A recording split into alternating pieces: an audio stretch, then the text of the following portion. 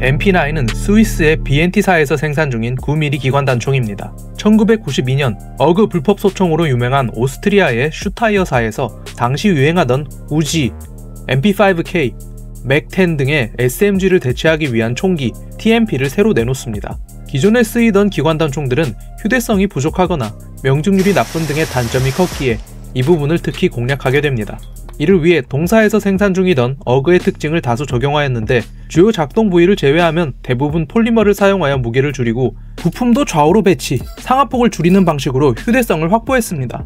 여기에 더해 개머리판까지 제거하여 극단적으로 부피를 줄였고 수직 손잡이 기본 장착 및 회전식 쇼트 리코일 방식을 채택하여 총기 제어력도 늘렸습니다. 이렇듯 장점만 있는 총 같지만 현실에선 비싼 가격으로 우지 및 맥10과의 경쟁에서 크게 뒤졌으며 개머리판의 부재로 연발 사격시 제어력도 큰 의미가 없게 됩니다. 별도로 발매된 고정식 개머리판이 있긴 했지만 이를 장착하면 또 휴대성을 잃게 되어 더욱 총기의 존재 의미가 퇴색되었습니다. 이후 미국 민수용 시장에서도 여러 규제로 상업적으로 실패하자 2001년 슈타이어사는 해당 총기의 모든 권리를 BNT사에 매각하여 이 총기는 오스트리아산이 아닌 스위스산으로 국적이 완전히 바뀌어버립니다. 해당 총기를 인수한 BNT사는 접철식 개머리판을 추가하여 안정성 문제를 해결하고 피카티니 레일 및 전용 소음기까지 추가하여 확장성을 늘린 채로 2004년에 총기를 재출시합니다. 이러한 개량을 통해 장점을 극대화하고 단점을 최소화한 전략이 성공하여 TMP와는 다르게 전 세계적으로 큰 성공을 거둡니다. 이후 스위스,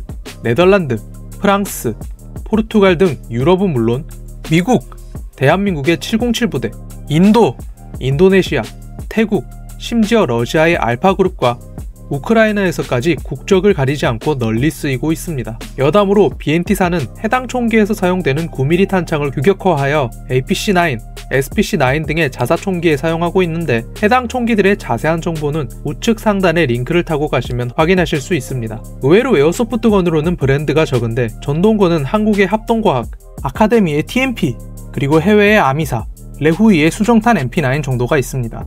가스건으로는 KWA, KSC, 그리고 최근 마루야마에서 발매한 게 전부입니다. 게임으로는 특수부대들이 쓸 법한 독특한 외형 덕분인지 콜 오브 듀티, 레인보우 식스 시즈, 배틀필드, 카운터 스트라이크, 배틀그라운드 등 주로 특수부대들이 등장하는 현대전 배경 게임에서 많이 등장하고 있습니다. 오늘 리뷰할 총은 최근 출시된 마루야마의 MP9이며 내외부 모두 순정 상태입니다. 총기의 길이는 개머리판을 끝까지 접었을 때 450mm, 펼쳤을 때 670mm이며 무게는 1.65kg입니다. 외형은 BNT사의 실총 형상을 잘 재현하였으며 소음기까지 기본 구성에 포함되어 만족감도 높습니다.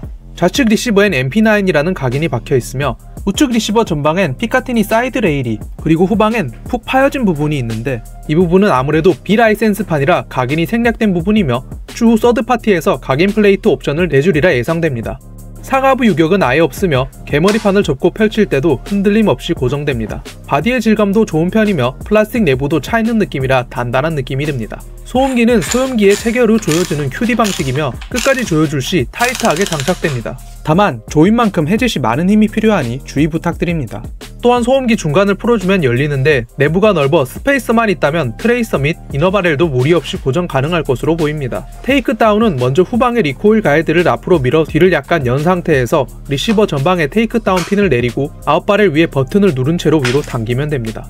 재조립할 때도 역순으로 조립하면 되는데 종종 테이크다운 레버가 제대로 올라오지 않는 경우가 있습니다.